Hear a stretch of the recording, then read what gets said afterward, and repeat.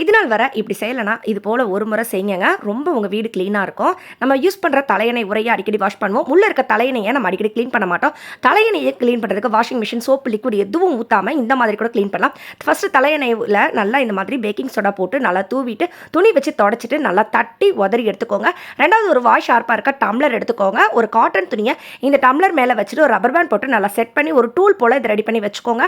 தலையணையில் இருக்க கெட்ட வாடை, எண்ணெய் பிசுப்பு, அழுக்கு எல்லாம் போகிறதுக்கு இந்த மாதிரி ஒரு லிக்விட் ப்ரிப்பேர் பண்ணிக்கோங்க. 2 பாத்திரத்தில் தண்ணி எடுத்துக்கோங்க. ஒரு பாத்திரத்தில் ஹேண்ட் வாஷ், இது கூட கொஞ்சமாக ஷாம்பு, இதை சேர்த்துட்டு ரெடி பண்ணிக்கோங்க.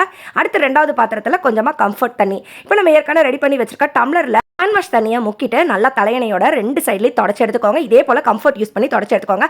தலையணையில் இருக்க ஈரம் சட்டுன்னு காயணும்னா வெயில் தேவைப்படும். வெயில் இல்லாத நாட்களில் இந்த மாதிரி நம்ம வீட்டில் இருக்க குக்கரை அடுப்பு மேலே கவிழ்த்து வச்சுட்டு அடுப்பு லோ ஃப்ளேமில் வச்சுட்டு தலையணையோட எல்லா சைடும் லேசாக காட்டி எடுத்திங்கன்னா 2 நிமிஷத்தில் தலையணை காஞ்சிடும். தலையணை புதுசு போல இருக்கு. ட்ரை பண்ணி பாருங்க. வீடியோ பிடிச்சா லைக் பண்ணுங்க.